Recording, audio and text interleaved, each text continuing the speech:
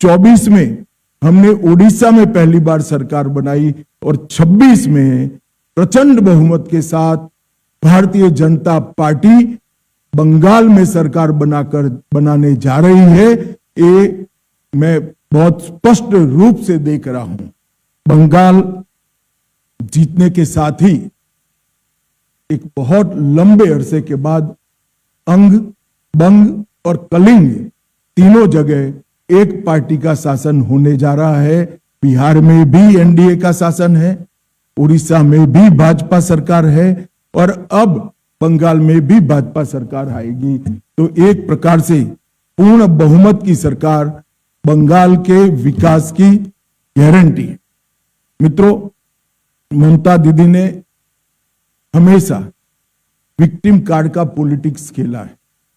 कभी पैर तुड़वा लेती हैं, कभी सिर पर पट्टी बंधवा देती हैं, कभी बीमार हो जाती है और कभी चुनाव आयोग के सामने बेचारा बनकर चुनाव आयोग को गालियां निकालती। मगर ममता दी, मैं आपको बताने आया हूं कि आपकी ये राजनीति को, विक्टिम कार्ड की पॉलिटिक्स को बंगाल की जनता अब बहुत अच्छे तरीके से समझ गई। चुनाव आयोग जैसी संवैधानिक संस्था पर गाली गलौज करना ये बंगाल की संस्कृति को शोभा नहीं दे। मैं आज एसआईआर के बारे में भी खुलकर बताना।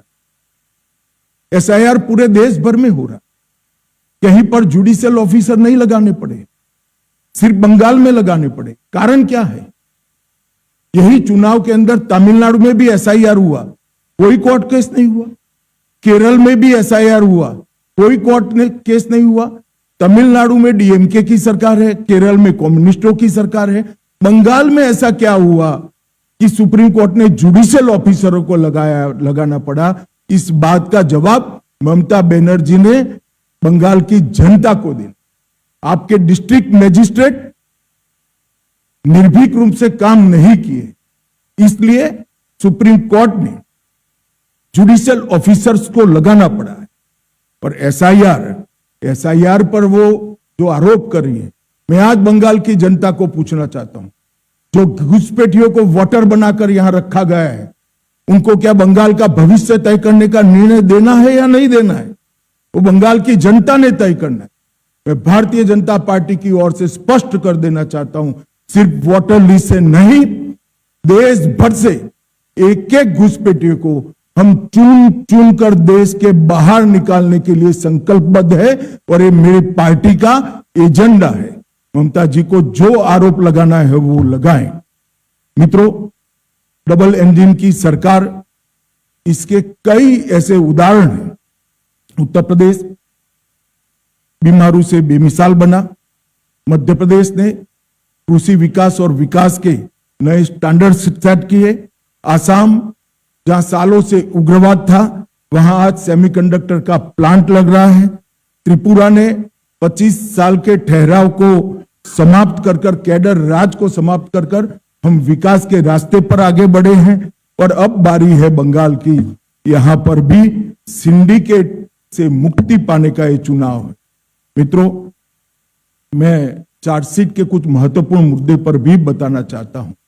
इस चार्जशीट में घुसपैठियों की समस्या को हमने ढंग से उजागर किया है।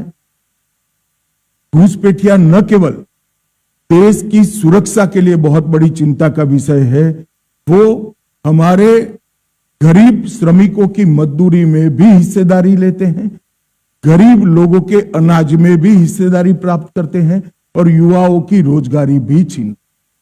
मैं आज ममता बनर्जी जी को स्पष्ट पूछना चाहता हूं कि घुसपैठिए इतने आ गए कि आपकी सरकार सो रही है? मुझे मालूम है वो कहेगी कि बीएसएफ क्या कर रही है। बीएसएफ तभी रोक सकती है जब आप बॉर्डर पर बाड़ लगाने की हमें भूमि दे। 600 किलोमीटर बाढ़ अधूरी रह गई। हमारे होम सेक्रेटरी यहां आकर आपको मिलकर गए, मैं खुद आकर आपकी ऑफिस में मिलकर गया, मगर आपने बाढ़ लगाने की भूमि नहीं दी, क्योंकि घुसपैठियों की वोट बैंक आप बनाना चाहते। हमने कोई पॉलिटिकल ईगो नहीं रखा। हमने आपके साथ संवाद किया, संपर्क किया, पत्र व्यवहार किया, मगर आपने हमें भूमि नहीं दी है। कोई बात नहीं ममता दीदी, आपके पास बहुत कम समय है। 6 मई को भारतीय जनता पार्टी की सरकार बनेगी और 45 दिन में सभी भूमि बाढ़ के लिए जो उपलब्ध कराना है वो भारत सरकार को बंगाल की भारतीय जनता पार्टी की सरकार उपलब्ध करा देगी और हम घुसपैठ को रोकेंगे। तुष्टीकरण की इंतहा कर ममता बनर्जी जी ने रख दिए। मैं आज बंगाल की जनता को बताना चाहता हूं, अल्पसंख्यक का बजट लास्ट बजट के अंदर 5,713 करोड़। ऐसा न मानिए कि मैं अल्पसंख्यक के बजट का विरोध, आपको जो रखना है वो रखिए, मगर उसके अनुपात में पिछड़ा वर्ग की संख्या 3 गुना है और पिछड़ा वर्ग के लिए आपका बजट है, ओबीसी के लिए बजट है 2533 करोड़। कम संख्या होने के बावजूद अल्पसंख्यकों का बजट 5713 करोड़ और ज्यादा संख्या होने के बावजूद पिछड़ा वर्ग का बजट 2533 करोड़। आज बंगाल की जनता को यह सत्य जानना चाहिए, बंगाल की जनता को यह भी जानना चाहिए कि 77 समुदायों को ओबीसी में ममता बनर्जी की सरकार ने जोड़ा, उसमें से 75 समुदाय मुस्लिम थे। क्या और कोई ओबीसी है ही नहीं? किस प्रकार से आप शासन चलाना चाहती हैं? धर्म के आधार पर ओबीसी तय होगा, ये लंबा नहीं चलेगा। आपकी घुसपैठ की पॉलिटिक्स के कारण सिलीगुड़ी कॉरिडोर की सुरक्षा आज कमजोर हो गई है। मवेशी की तस्करी और नकली मुद्रा, इसके कारण पूरे भारत के अर्थतंत्र पर गहरा असर पड़ा है। मित्रों, इस तुष्टीकरण की राजनीति से एक प्रकार से पूरा बंगाल गंभीर समस्याओं से घिर चुका है। महिला मुख्यमंत्री हैं, वो स्वयं महिला हैं, उनके शासन में महिलाओं का हाल पूरे देश में सबसे खराब है। 34,738 मामले। আরো ভালো ভালো খবর দেখতে সাবস্ক্রাইব করুন বাংলা হান্টের ইউটিউব চ্যানেল। বাংলা হান্টের আরো খবর দেখতে নজর রাখুন।